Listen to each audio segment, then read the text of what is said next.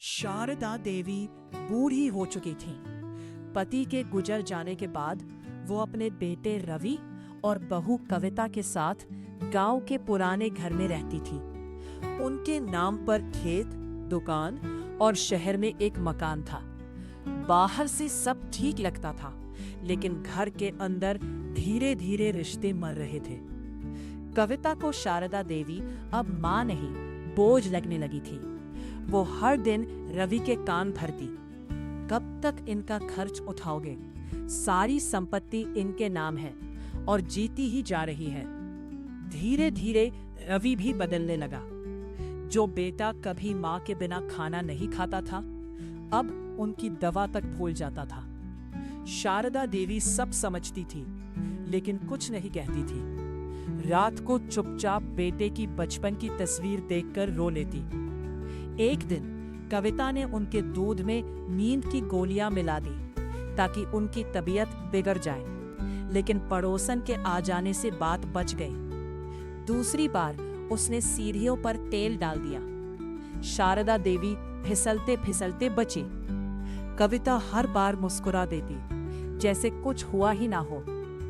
एक रात शारदा देवी ने कविता को कहते सुना, काश ये जल्दी मर जाए तो सारी संपत्ति हमारी हो जाएगी। ये शब्द सुनकर उनका दिल टूट गया। वो पूरी रात रोती रही। सुबह फिर वही माँ थी। बेटे के लिए चाय बनाई, बहू के लिए खाना रखा और भगवान से दोनों की खुशी मांगी। कुछ दिनों बाद बारिश में शारदा देवी आंगन में गिर गई। सिर से खून बहता रहा। उन्होंने आवाज दी, रवि बेटा, लेकिन रवि मोबाइल चलाता रहा और कविता टीवी देखती रही।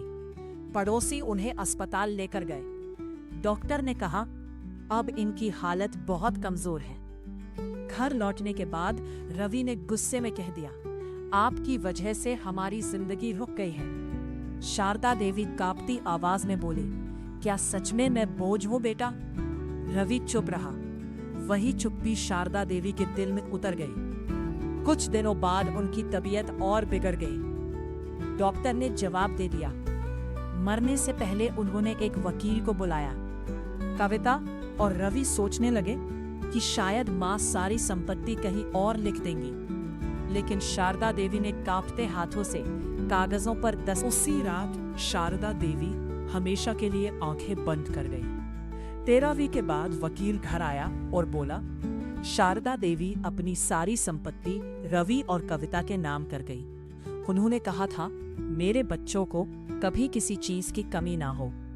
यह सुनते ही रवि के हाथ कांपने लगे।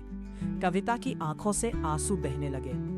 जिस माँ को उन्होंने बोझ समझा, वही माँ मरते दम तक उनके लिए सोचती रही। रवि माँ की तस्वीर से लिपटकर जोर जोर से रोने लगा।